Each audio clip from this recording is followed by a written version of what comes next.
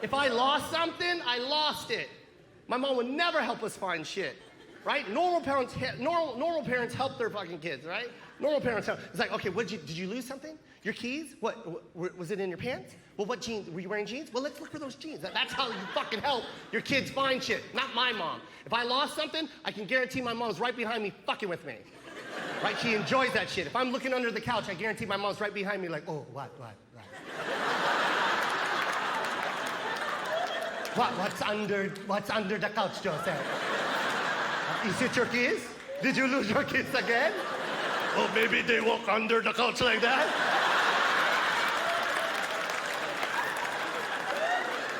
Now I gotta ask my mom for help. That's the worst mistake I can make. Mom, I'm late for work. Do you know where my keys are? Joseph, did you just ask me where your keys are? Isn't that a stupid question?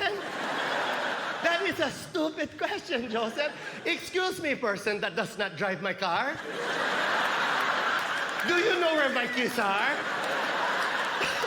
That is stupid, Joseph. Why don't you ask me where my keys are? I'll know the answer to that. Go ahead, Joseph, ask me. Come on, ask me right now. Mom, do you know where your keys are? Of course I do. Of course I do, Joseph. I know where my keys are all the time. You know why, Joseph? Because I put them in the same place that I always put my keys. I hang them over here, on this wooden plaque that says keys.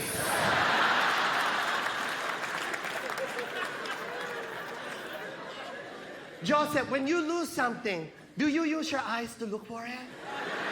Or do you use your mouth? Because every time you lose something, Joseph, you use your mouth to find something. You can't find anything like that, Joseph. You just walk around. Has anybody seen my keys? I don't know where my keys are. I'm late for work. Open your eyes. Look for them.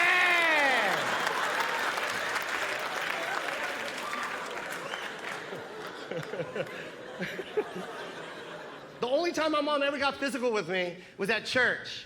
Weirdest place, right? Physical at church. And the reason why is because when you're 10, 11 years old, you hate church. For the simple fact that you got to sit there for an hour and a half on this wooden pew. You got to sit there. And when you're 10, 11 years old, you don't even have ass meat yet. It's just bone on wood. That's why kids move around so much. Because they can't feel their asses anymore. And that guy won't stop preaching, just hame, hame, hame,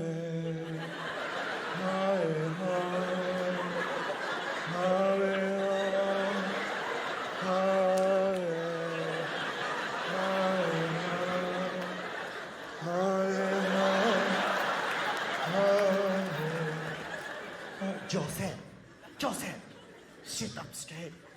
What is wrong with you? Stop acting like this, huh? I'm telling you, this is my last warning. You better stop acting like this, I'm telling you. You will not be happy.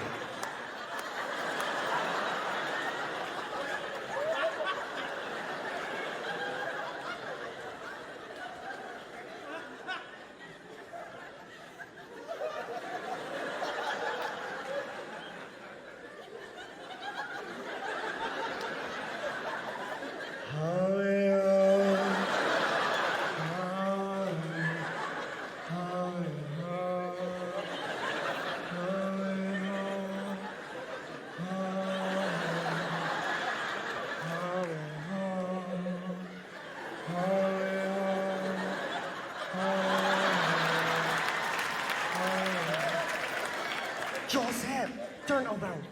Sorry. What is wrong with you?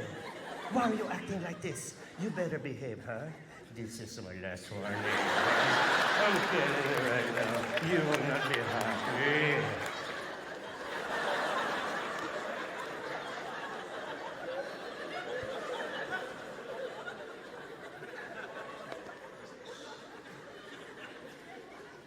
And I would taunt my mom, because we were in church. I'm like, what are you gonna do? Are you gonna hit me?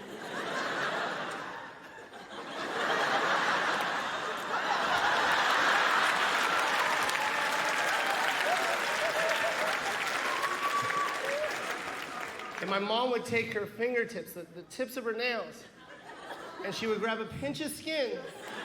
You know what I'm talking about, right? And she would pinch so hard, I could actually feel the nails touch inside of me. It would hurt so bad that I would lean in like this.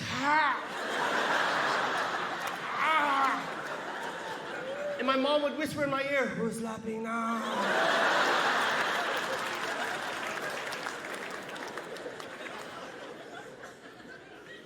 Love my mom. Retired.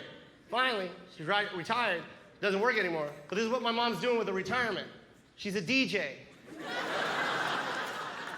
A fucking DJ. Not a DJ at weddings, like a real DJ at an AM radio station with headphones and everything. Like, "Hey, everybody, it's DJ Josephine.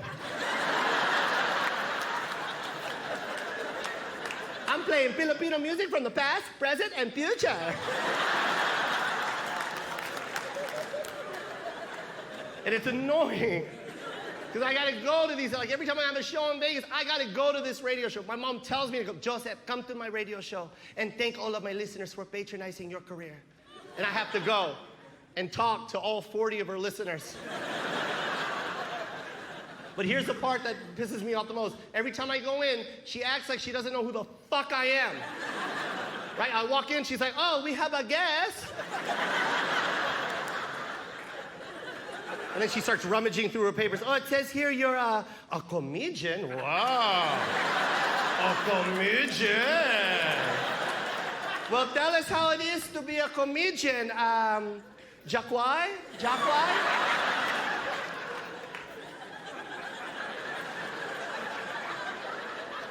It's Joe Koy. Mom.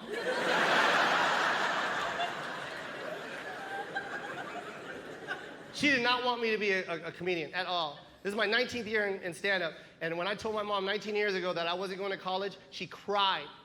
"Why, Joseph? Comedian, really? That's what you want to do? There's no future in comedian, Joseph. There's no money to be made in comedian, Joseph. What are you, a clown? You're going to be a clown, Joseph?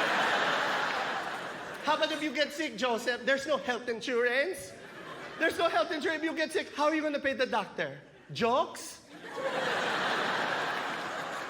Oh, thank you, doctor. What do I owe you? Oh, really? Knock, knock.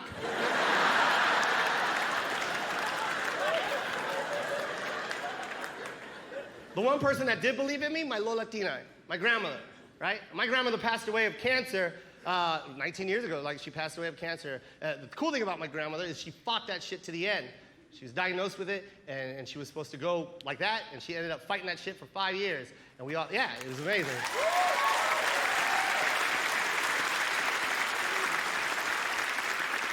It was a sad time, but it was a good time, you know what I mean? Because we all moved to Vegas. That's why I moved to Vegas, is to be with my grandmother. And it was a sad time, but it was a good time, because those times that I was with her, she would, I got to meet my grandmother. I got to know my grandmother. She would tell me stories, and I would just sit there and listen all day.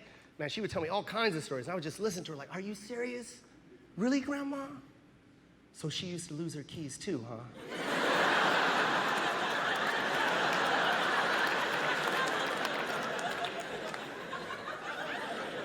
Tough as shit, man. My grandmother was tough, and I know that's where I got my funny from, my grandmother. You know what I mean? She was funny, and she would do it indirectly, like catch me off guard all the time. Like, I would take her to chemo, and would just driving in the car, and she'd be like, Joseph? Like, "What, Grandma?" "I just want you to know that when I die..." Like, "Grandma, don't say that. I don't like it when you talk like that." "No, it's okay. Why can I not talk about that? I'm gonna go to heaven." "You don't want me to go to heaven?"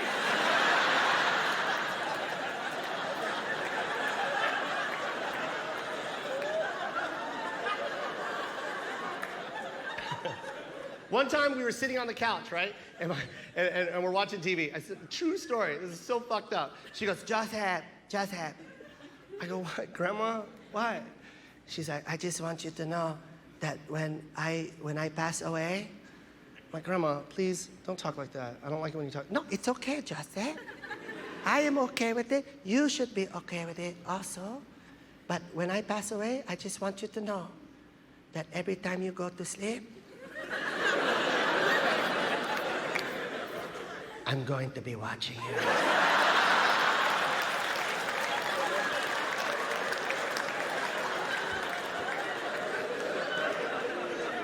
Sometimes I will tickle your toes. And you'll wake up. And then you'll look at your feet. And then I'll go,